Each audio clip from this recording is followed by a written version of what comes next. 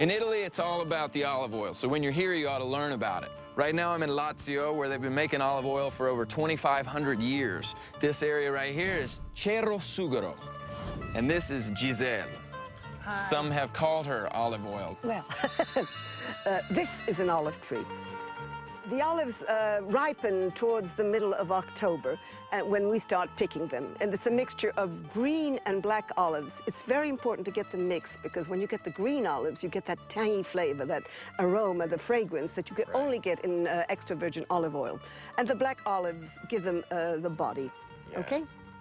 Once upon a time, people used to have to pick the olives, and that would take a lot of time, a lot of manpower. Today, we have a fantastic new machine. It goes up to the tree, it puts its arm on it, it shakes the tree, and in 5 seconds, boom, all the olives are on the ground.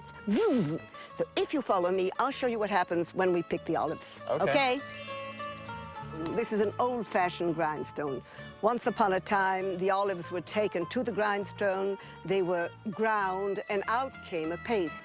So, these are called fiscoli in Italian. When the paste was ready, the paste was smeared over these things, and then these were stacked under the press.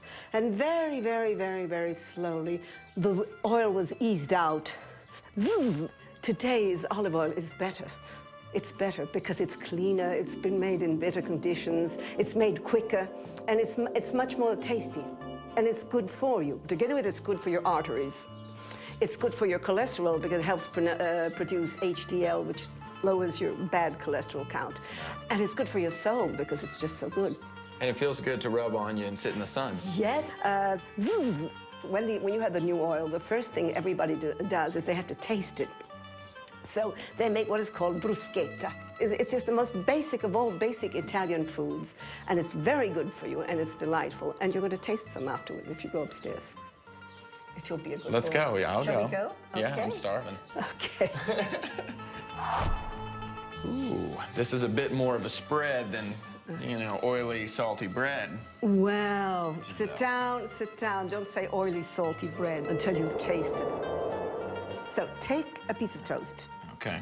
Okay. Now, this is extra virgin olive oil. Of course. The oil you have here was on the tree 3 months ago. All right. Okay. So now you slosh it on the thing generously. Okay. Then you put some salt on it, and then dig in. That's it? Yep. Seems simple enough.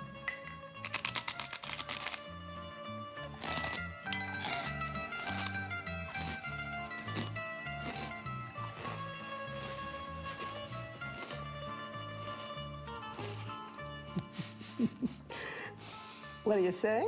It's very crunchy. Well, it's and delicious. Well, that's what you're supposed to say. Bellissimo. Bellissimo. Ottimo. Delizioso.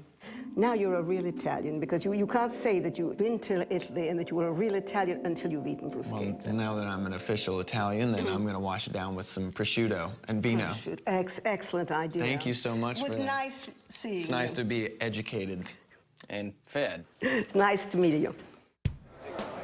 3,000 people on that ship. I got this all to myself. I share it with only you. I ain't sharing this, though. If you have enough time, make sure you see the olive groves up close. Italian waterproofing. If it ever starts raining here, we can go down to the beach, my dear. Invite some friends over for burgers and beer. If it ever starts raining here. All right, it's way too wet out here. To explore new places. Where else can you find something better than Italy? Hungry for more?